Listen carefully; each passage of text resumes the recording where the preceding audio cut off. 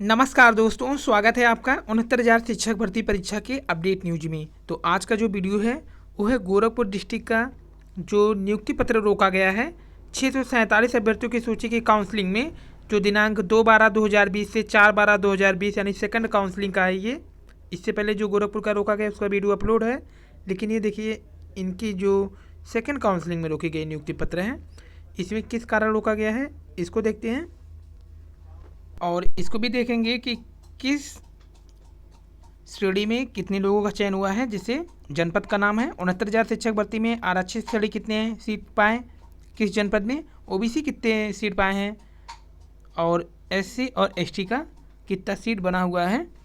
तो ये यहाँ पर टोटल सीट, जनरल की सीट, ओबीसी की सीट और एससी की सीट, इसके बाद एसटी की सीट, और फिर ये भी देखेंगे कि टोटल कितना बन रहा है सीटों का संख्या। और आइए लेकिन आज का हेडलाइंस भी देख लेते हैं। तो सबसे पहले अमीन पिता की 4 बेटियां बनी शिक्षक, एकता दुबे, मोहिनी दुबे, श्वेता दुबे और प्रगति दुबे। और 69,000 शिक्षक भर्ती में एसटी के 1,133 पदों को एससी में बदलने के लिए ज्ञापन, जोर पकड़ रही है तीसरी सूची जारी करने की मांग। सीटों के बचने के बाद अब अभ्यर्थियों का जोर है कि 69,000 शिक्षक भर्ती की थर्ड काउंसलिंग जल्द से जल्द कराया जाए, क्योंकि 2 चरण की काउंसलिंग के बाद काफ़ी सीटें बची हैं, लगभग 6,000 पद खाली हैं, जिसमें से अभी कई अभ्यर्थी ऐसे जो होल्ड पे रखे गए हैं, उनकी संख्या भी कम से कम 4,000 है। और इनमें से आधे तो ऐसे हैं जिनकी काउंसलिंग नहीं हो पाएगी क्योंकि प्राप्तांक और पूर्णांक वाला मैटर है, प्लस पिता के नाम का जो जाति प्रमाण पत्र नहीं बना है उन लोगों को रोका गया है, जो कि शासनादेश भी जारी कर दिया गया है। मेडिकल सर्टिफिकेट बनाने के लिए उमड़ी भीड़, लखीमपुर खीरी दिन भर स्वास्थ्य प्रमाण पत्र बनवाने की रही होड़। और जीव विज्ञान और विज्ञान अधियाचन के लिए वेबसाइट आज से शुरू, विज्ञान विषय का अधियाचन भी निरस्त, 1 सप्ताह का मौका, चयन बोर्ड निरस्त कर चुका है विज्ञापन। तो हर जिला भेजेंगे अधियाचन, 15 दिसंबर तक सिर्फ इन्हीं 2 विषयों का अधियाचन भेज सकेंगे। और अब मूल्यांकन में 20% से ज़्यादा गलती पर नपेंगे परीक्षक, 45 दिन में दूसरे चरण के लिए आवेदन शुरू हुए। 4 साल बाद भी पूरी नहीं हुई असिस्टेंट प्रोफेसर की वैकेंसी, शिक्षा शास्त्र के चयनित अभ्यर्थियों को काउंसलिंग का कार्यक्रम जारी होने का है इंतजार।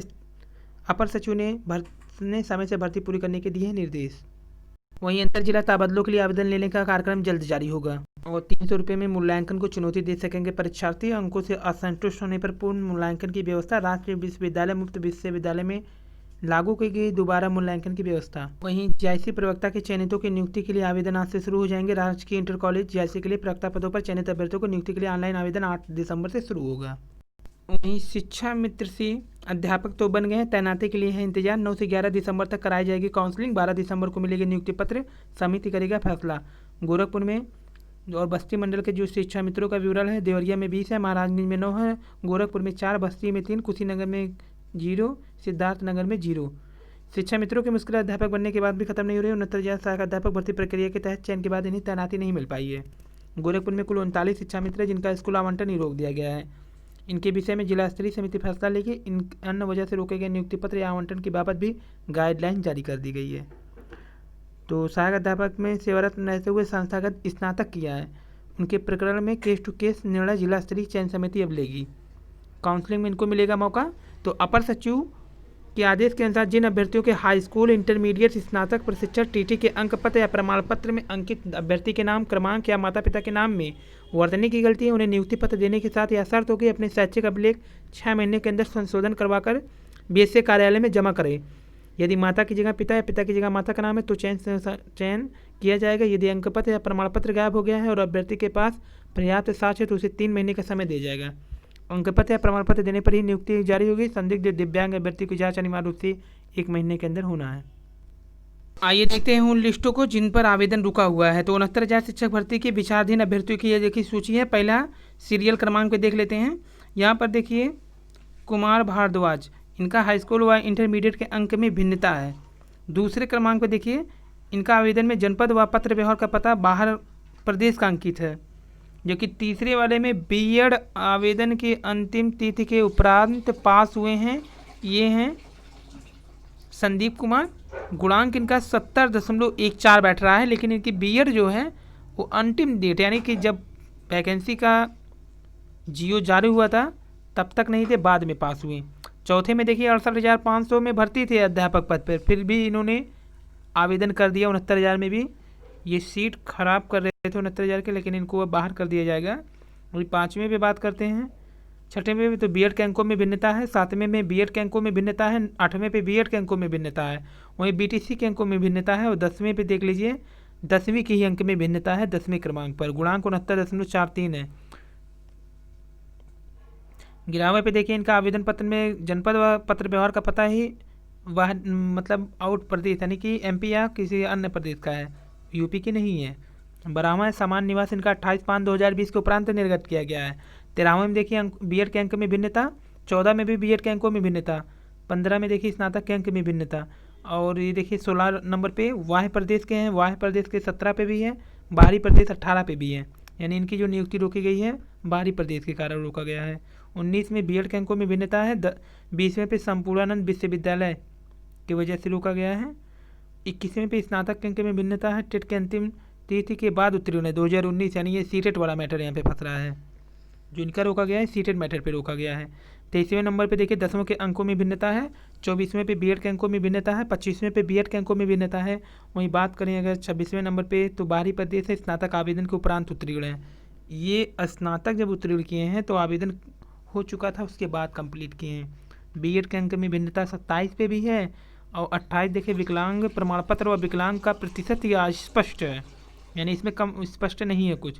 29 वाले में देखिए स्नातक 50% से कम है। अब आइए देख लेते हैं गोरखपुर जनपद में जिनका रोका गया है 4/12/2020, यानी कि सेकंड काउंसलिंग के बाद इनके देखिए ऑनलाइन आवेदन में जनपद प्रयागराज का पता और निवास प्रमाण पत्र में जनपद गोरखपुर का पता अंकित है। तो जनपद प्रयागराज का पता है जबकि निवास में इनका गोरखपुर है। दूसरे में देखिए ऑनलाइन आवेदन पत्र में इनका हाई स्कूल में प्राप्तांक 289 है, एनओसी संलग्न नहीं है, मूल प्रमाण पत्र में हाई स्कूल जबकि 297 है।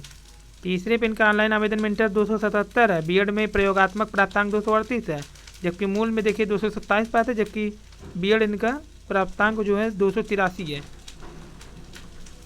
वहीं बात करते हैं चौथे पे तो ऑनलाइन आवेदन में जनपद प्रयागराज का पता जबकि इनका मूल निवास देवरिया का पता है। बीटीसी का अंक पत्र प्रमाण पत्र की थी जो आवेदन है वो आवेदन के बाद की है, यानी अपेयरिंग के हैं। ये सुभाष गुप्ता ओबीसी के हैं। छठे पे देखिए ऑनलाइन आवेदन पत्र में प्रशिक्षक प्राप्तांक 337 है, जबकि इनका सैद्धांतिक 339 पाया गया। सातवें में देखिए इनका बीटीसी का अंक पत्र प्रमाण पत्र आवेदन की तीस के बाद का है। वहीं बात करते हैं 8वें स्थान पर ऑनलाइन आवेदन में स्नातक में प्राप्तांक 1115 है, जबकि मूल प्रमाण पत्र में 1133 है। 9वें नंबर पर देखिए इनका डीएलएड बीटीसी जो है मान्यता प्राप्त प्रदेश शासन से संबंधित संस्था से, जबकि ये दूरस्थ विदेशी की हैं। वहीं 10वें पे बिहार के निवासी है, जबकि कहीं का निवास नहीं लगा। लेखपाल के रूप में चौरी चौरा में कार्यरत है, अनापत्ति प्रमाण पत्र लगा हुआ है, यानी ये लेखपाल हैं वो भी हैं बिहार के, निवास नहीं है। ग्रामीण में ऑनलाइन आवेदन में लखनऊ का पता है, जाति निवास प्रमाण पत्र बरेली का है। और ऑनलाइन आवेदन में जो कि इनका 1069 है, जबकि सैद्धांतिक इनका पाए हैं कितना प्रयोगात्मक 1368 और भर दिए हैं 69, यानी एक अंक अधिक भरे हैं। और मूल प्रमाण पत्र में जो प्राप्तांक 1166 है, जबकि प्रयोग प्राप्तांक 1478 है। जाति प्रमाण पत्र इनका 27/11/2017 का जारी है। निवास प्रमाण पत्र तथा अंक पत्र में पिता के नाम में सरनेम अलग अलग है। यहाँ पे देखिए 15वें नंबर पे जो आपत्ति इनको है स्नातक वर्ष 2011 तथा बीएड 2013 में है, परंतु अंक पत्र 17/1/2019 और प्रमाण पत्र 9/7/2019 का है। पास हुए हैं 2011-13 में, लेकिन लगा है 19 का। 16 पे जाति प्रमाण पत्र इनका 5/8/2020 का है। 17 पे जो है शिकायतकर्ता द्वारा इनके हाई स्कूल वर्ष 2017 का जो 2007 का जो अनुक्रमांक है प्राप्तांक पूर्णांक इनका 333 600 फेल होने की शिकायत की गई है, तथा प्रधानाध्यापक मौलाना अब्दुल कलाम आज़ाद इंटर कॉलेज सलेमपुर रामपुर मऊ द्वारा प्रमाणित क्रॉस लिस्ट में भी प्राप्तांक 333 रिजल्ट फेल प्रमाणित शिकायतकर्ता द्वारा उपलब्ध कराया गया, जबकि इनके द्वारा प्रस्तुत मूल प्रमाण पत्र में प्राप्तांक 392 प्रथम श्रेणी दर्शाया गया है। अनिल मिश्रा पिताजी का नाम है, विनीत कुमार मिश्रा, ये यहाँ पर गोरखपुर की केस है। 18 में हाई स्कूल पत्र में इनका 338 है, जबकि आवेदन 348 भरा गया है। 19 में देखिए हाई स्कूल में 408 है, जबकि आवेदन 406 भरा गया। वहीं 20वें की बात करते हैं तो इंटीग्रेटेड बीएससी के साथ बीएड किया गया है तथा दोनों का योग स्नातक में भरा गया है। और आगे देख लेते हैं जनपद का नाम, जैसे महाराजगंज है। यहाँ पे देखिए जो लिस्ट प्राप्त हुई है वो 39 क्रमांक से प्राप्त हुआ है, यानी 1 से लेकर 38 तक ये लिस्ट नहीं मिल पाई है। काफ़ी प्रयास किया गया लेकिन लिस्ट ही नहीं प्राप्त हुआ यहाँ का। तो 39 से देख लेते हैं। यहाँ पर जनपद देखिए महाराजगंज में 1560 सीट था, जिसमें से जनरल का 453, आरक्षित श्रेणी में चयन जो हुआ है वो 732 लोगों का हुआ है। और यहाँ पे देखिए जो एससी में हुआ है 343, जबकि एसटी में 5 लोग का। बस्ती में 1340 सीट था, हमारा आरक्षित में 395 गया है, जबकि ओबीसी श्रेणी में 610 गया है और 309 गया है एससी में। इसे संत कबीर नगर का देखिए 780 में 226, 395, 174, जबकि 0 गया एसटी में।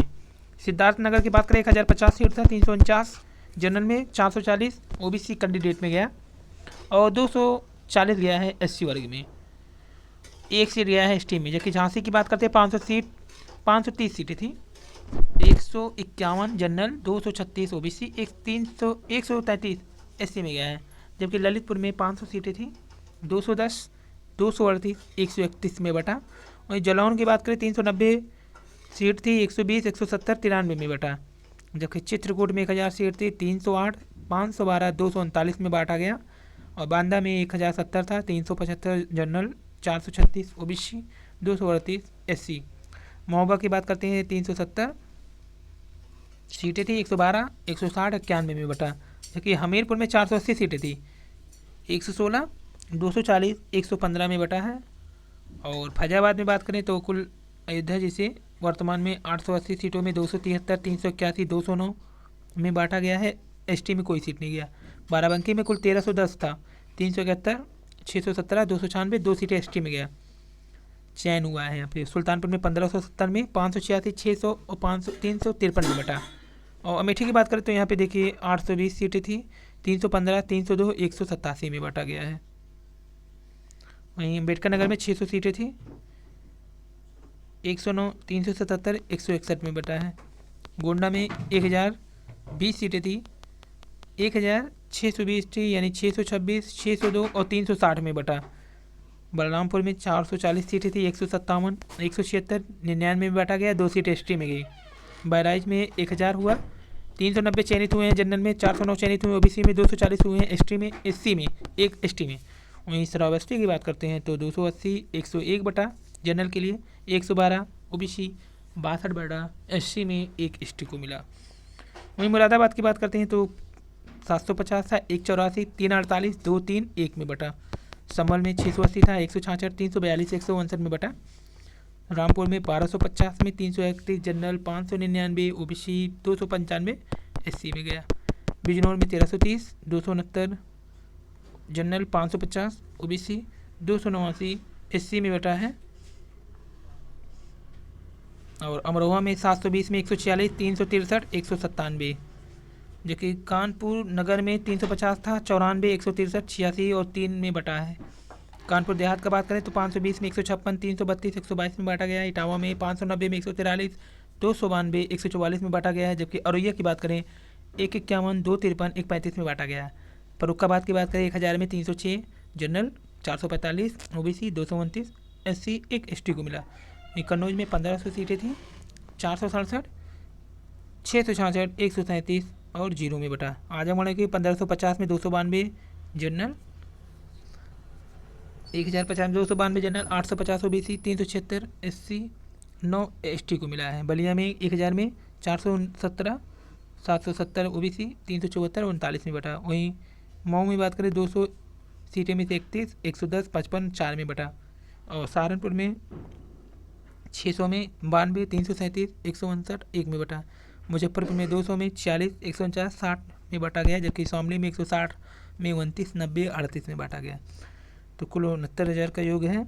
19,805 जनरल, 31,605 ओबीसी, 16,212 एससी और 245 एसटी।